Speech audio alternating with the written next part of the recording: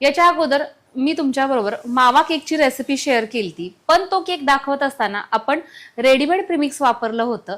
आज आपण तसं करणार नाहीये, तर आज आपण सगळं साहित्य घरगुती घेतलेलं आहे आणि घरगुती साहित्यामध्ये हा ओरिजिनल मावा केक कसा करायचा ते पाहणार आहोत. चला तर मग रेसिपीला सुरुवात करूयात.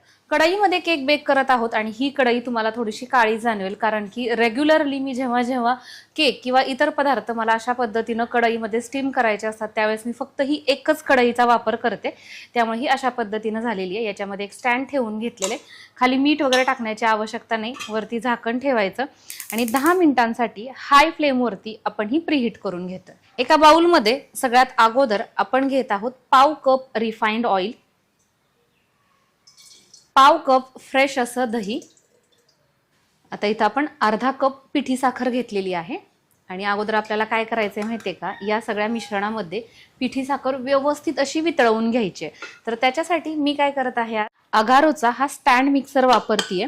अशा पद्धतीच्या कामासाठी आपल्याला अतिशय हा उपयुक्त ठरतो आणि आपण आज हे याचं नोझल वापरत आहोत.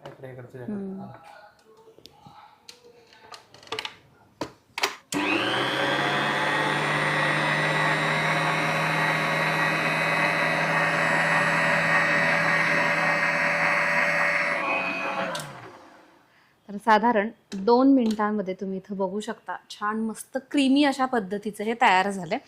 आज आपण आपला ओरिजिनल जो खवा आहे तो वापरून हा केक करतोय, तर त्याच्यासाठी इथं मी पाव कप फ्रेश असा खवा घेतलेला टाकून घेऊयात.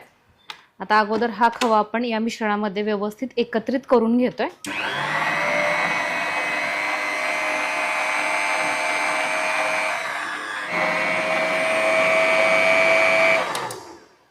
तर आता इथं तुम्ही बघताय छान अशा पद्धतीने आपण हे मिश्रण जे आहे ते फेटून घेतलेलं आहे. तुम्ही जरी हँड विस्कनी हे करणार असणार ना तरी सुद्धा छान अशा पद्धतीने हे असंच झालं पाहिजे बरं का, तोपर्यंत तुम्हाला हे करत राहायचंय. आता आपण काय करत आहोत, याच्यावरती एक स्ट्रेनर ठेवते, 1 कप मैदा, 1 tablespoon milk powder, half teaspoon baking powder आणि 1/4 टीस्पून बेकिंग सोडा चाळून घेऊयात.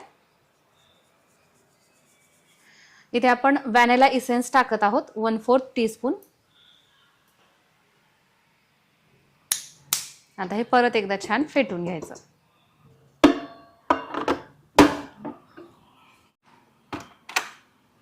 आपल्याला याच्यासाठी दूध देखील लागणार आहे, अर्धा कप दूध लागते, पण आपण सुरुवातीला दूध न टाकता फक्त आपण ही मशीन ऑन करूयात. अगोदर हे असंच मिक्स करून घ्यायचंय आणि हे थोडंसं मिक्स झालं की मग आपण थोडं थोडं करून याच्यामध्ये दूध टाकून घेऊयात.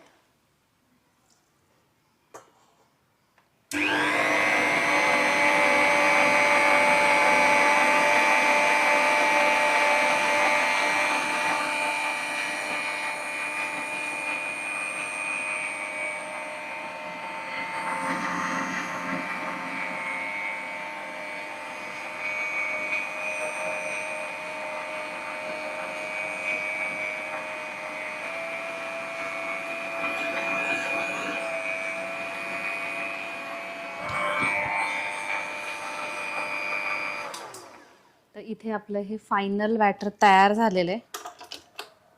तुम्हाला सुद्धा जर माझ्याप्रमाणे हा अगारोचा रॉयल स्टँड मिक्सर हवा असेल तर याची लिंक डिस्क्रिप्शन बॉक्समध्ये देत आहे, चेक करू शकता. बॅटर तर आपलं तयार झालंय, पण हव्याचा आपण केक करतोय म्हटल्यानंतर ड्रायफ्रुट्स हे आलेच पाहिजेत, बरोबर आहे ना. तर त्याच्यामुळे इथं तुम्ही बघताय एकदम बारीक असं हे मी स्लाइस करून घेतलेलं आहे आणि सगळ्यात शेवटी अगदी हलक्या हाताने आपण ज्याला कट अँड फोल्ड मेथड म्हणतो ना तशा पद्धतीनं आपल्याला हे मिक्स करायचे अगदी हलक्या हातानं, कारण की अर्थातच खूप एकदम पातळ स्लाइस याचे मी केलेले आहेत आणि मला ते तुटायला नको आहेत, तर त्यामुळे.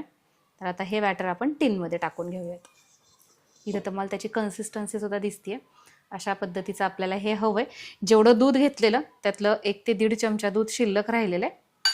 तर इथं मी अशा पद्धतीचा हा केक टिन घेतलेला आहे, याला तेलानं ग्रीस करून घेतलंय.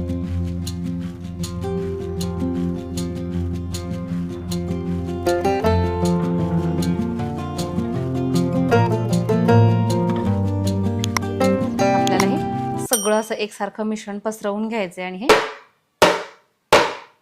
टॅप करायचं. आता हा बेकिंगसाठी तयार आहे. आपली कढई सुद्धा व्यवस्थितरित्या प्रीहीट झालेली आहे. हे बघा, ही बघा, अशा पद्धतीची वाफ बाहेर आली पाहिजे. आता कॅमेरात दिसली की नाही माहिती नाही, पण वाफ तयार झाली पाहिजे. ती अशी आपण झाकण काढलं की बाहेर आली पाहिजे. आणि आता आपण हे झाकून ठेवतोय लगेच. जास्त वेळ कढई उघडी ठेवायची नाही, कारण की आतमधलं जे वातावरण आहे ते चांगलं गरम झालेलं असतं. साधारण एक 5 ते 7 मिनिटांसाठी गॅसचा फ्लेम हाय करायचा. इथंच उभा राहायचं. 5-7 मिनिटं झाले की मग लगेचच फ्लेम लो करायचा. एवढ्या सगळ्या गडबडीमध्ये ना 1-2 मिनिटं हे मी पटकन उघडते. हे टाकण्यासाठी ठेवलं होतं वरण, पण तसंच राहिलं. झाकून ठेवलं. 35 मिनिट झालेले आहेत आणि 35 मिनिटांनंतर वाव, केक तुम्ही बघू शकता. छान अशा पद्धतीनं याला रंग आलेला आहे. व्यवस्थित तो बेक झालेला आहे. बाहेर काढून घेऊयात आणि पूर्णपणे थंड करूयात.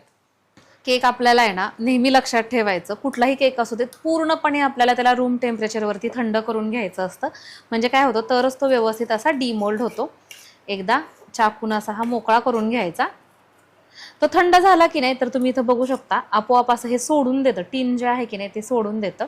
पण तरीही चाकून एकदा त्याला असं मोकळा करून घ्यायचा आणि परत हे असं थोडंसं करायचं. म्हणजे जरी तो कुठं काही राहिलं असलं चिटकलेलं तरी पण ते सेपरेट होतं. आणि हे बघा, मस्तच, काय भारी लादी दिसतीये. तुम्हाला खरंच सांगू का, बेक होत होता तेव्हा सुद्धा आणि आता तर असा डिमोल्ड केलाय ना, तर असा याचा जो फ्लेवर आहे की नाही खव्याचा, याच्यामध्ये आपण इसेन्स टाकलेलं नाही, काही नाही, तरी सुद्धा जो खवा आपण ओरिजिनल याच्यामध्ये टाकलेला आहे ना, असं संपूर्ण किचन त्यांना असं दुमदुमून गेले.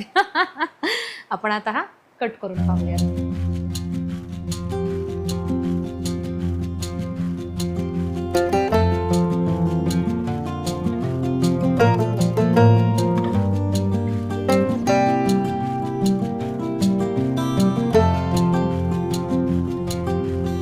संध्याकाळच्या वेळेत आहे ना, तुम्ही चहा बरोबर किंवा दुधाबरोबर मुलांना as a T time cake म्हणून सुद्धा हा करू शकता. झटपट तयार होतोय आणि तेवढाच टेस्टी सुद्धा.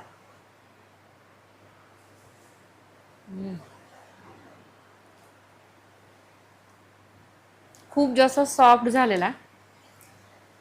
त्याचा जो फ्लेवर आहे ना तो तर भन्नाट अशा चवीचा. म्हणजे याच्याबद्दल तुम्हाला काय सांगावं असा प्रश्न मला पडलेला आहे. मला असं वाटतं की सगळ्यात बेस्ट उत्तर तर हेच असेल की तुम्ही एकदा खरंच ट्राय करा बाबा, त्याशिवाय तुमच्या लक्षात येणार नाही.